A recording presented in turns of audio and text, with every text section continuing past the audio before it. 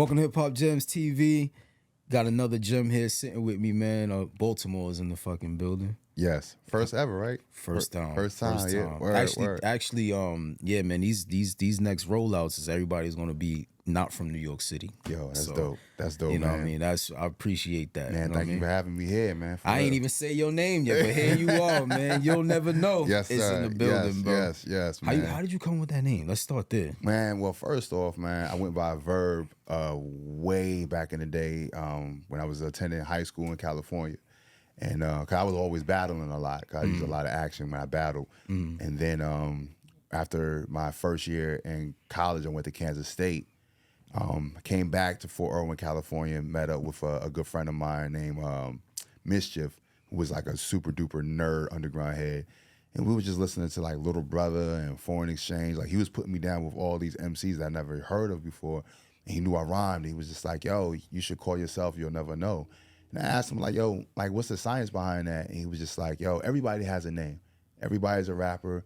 Why don't you spell it like this? ULLNEVANO, one word. And I just went with it, man. And the dope thing about it is like when people ask me what's my name and I tell them, it's like they don't know if I'm being serious or I'm being like an asshole. Well, no, that's my real name. I'm like, what's your name? You'll never know. And they just stuck. Like, I know niggas be stuck off that shit. It'd be so funny. But then after that, that's the icebreaker. Right. Like, that's the icebreaker of a conversation. You know what I'm saying? So, yeah, man. That's incredible, man. Sense, yeah, I know that's something that people be like, wait, what? You know Yeah, what I mean? yo, it's always dope. You trying man. to play me? Like, Yeah, one of those, but it's you know what I'm saying? it's free. It's a free space, yo. That's dope, man. You traveled a lot. It seemed like culturally, like how was that for you?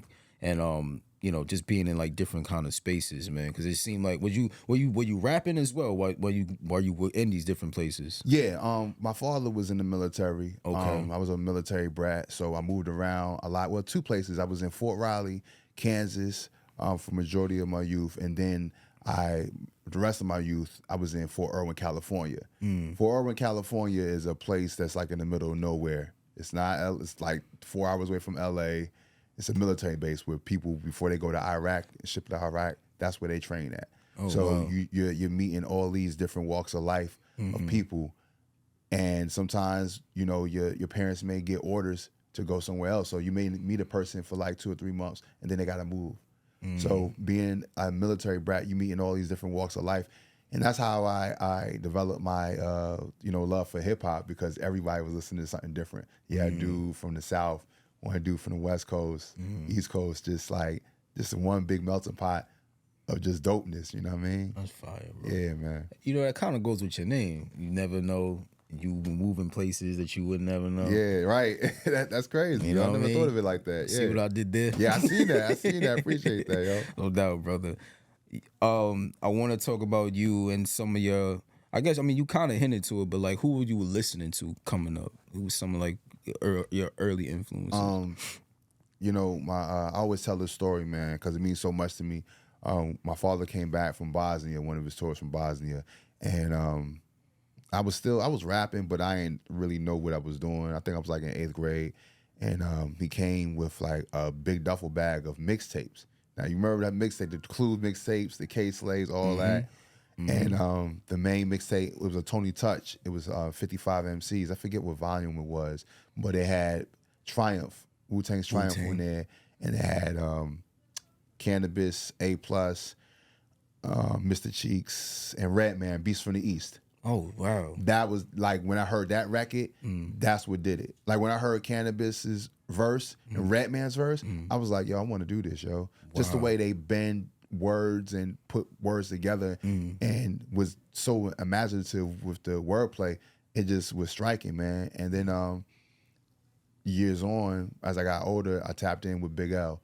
That was the biggest influence. Like Big L, the big picture. Growing up, I wasn't allowed to listen to words with cussing in it. So when I kept seeing the story of Big L, the big picture, I kept seeing it in the XXLs, and I was so intrigued of his story. I mean, of course, the tragic of his passing, it's tragic, right. But his skill level, his penmanship, that's what drew me in. And I was like, yo, I want to be nice as him. You feel me?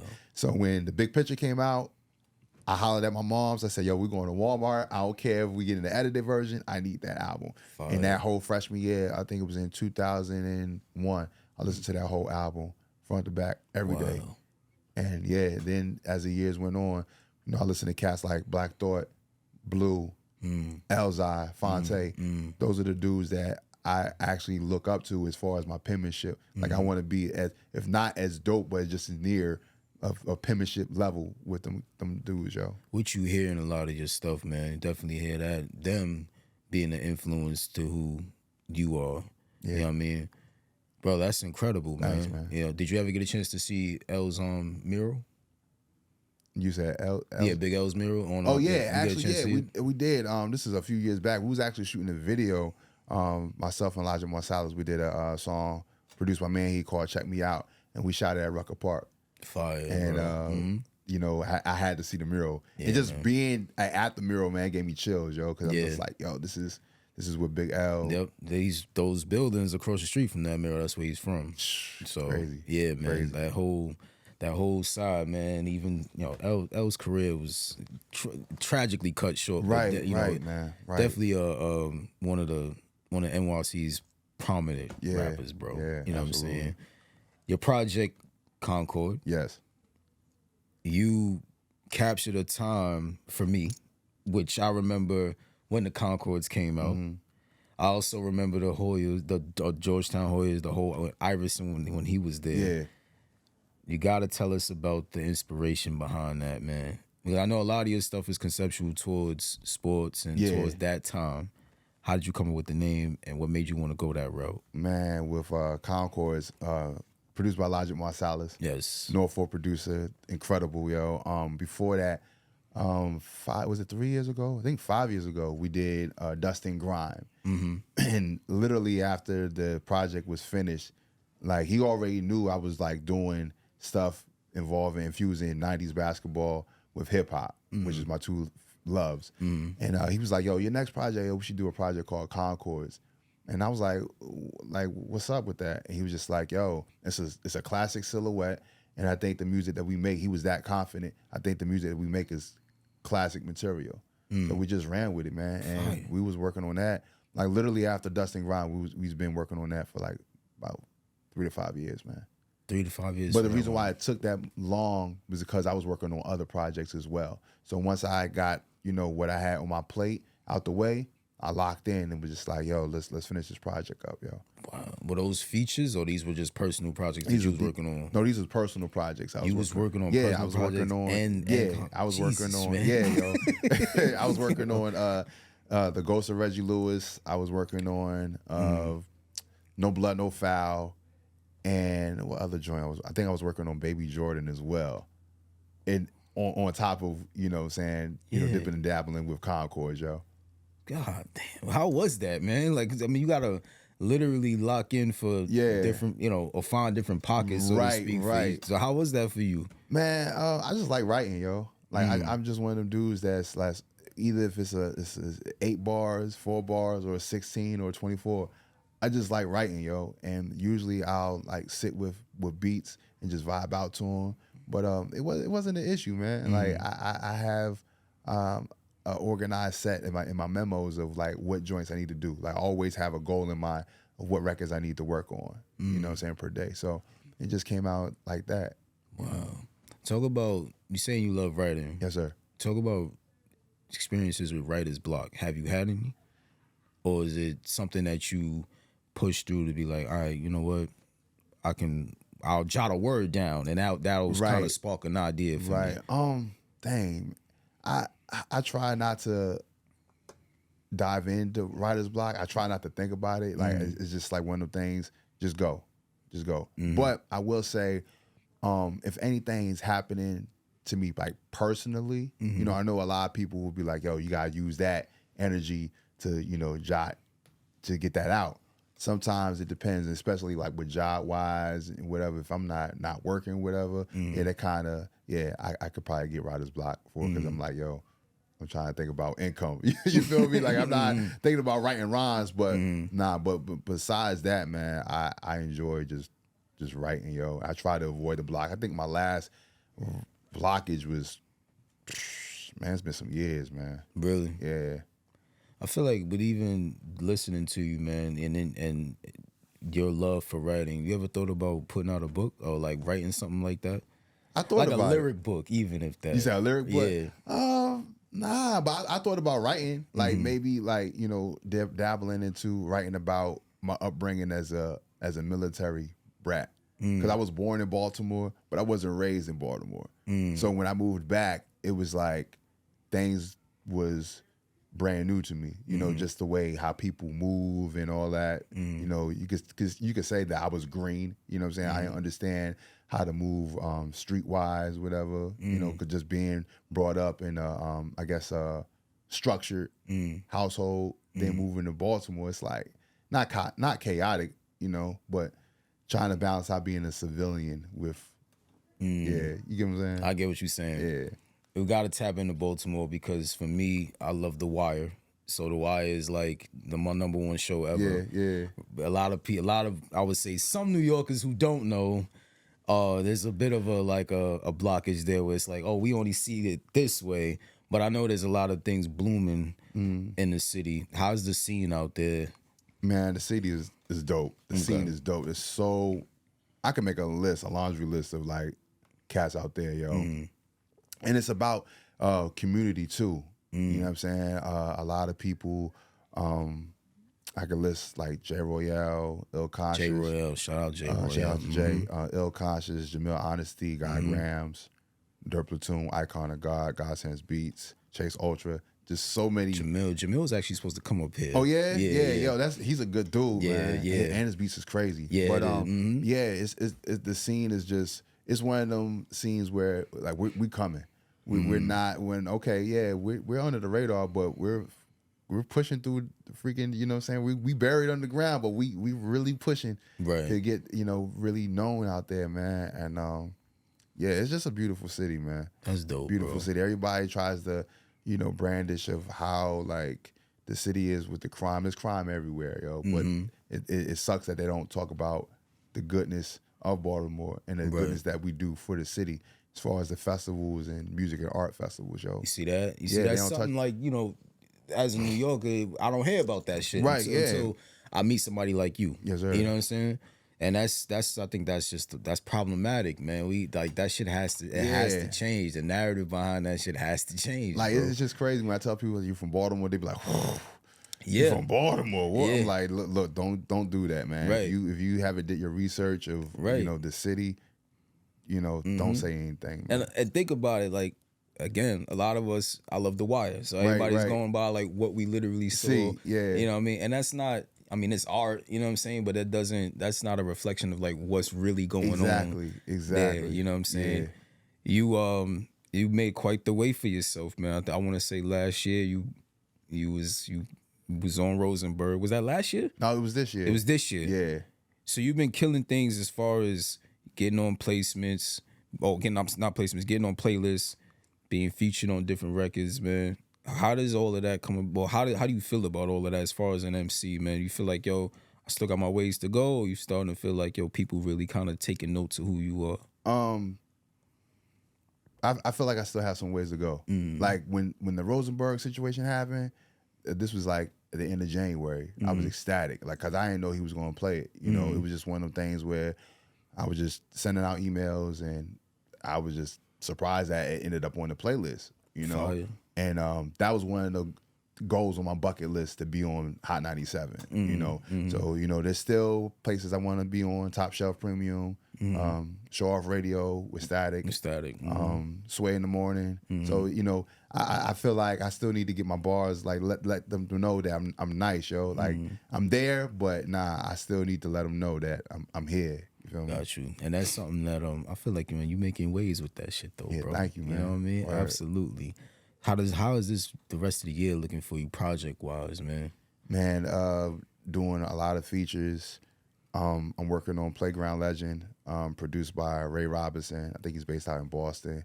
But yeah, man, just still pushing the project. Concords, yo. Got a couple videos coming out. I was about to ask you that next. Yeah, we got more videos coming out, man. It's just not difficult, but by him staying out there in Norfolk, Virginia, and I'm out here in Baltimore, the way we did this project, we sent joints via email. And that was the first time we ever did a project like that, where he was in Virginia and I was out here. Usually we'll link up and we just knock everything out. So that was a bit of a challenge. So just time and scheduling, that's all, you know. But we gonna get it done. We're gonna get we just locked in a vinyl deal.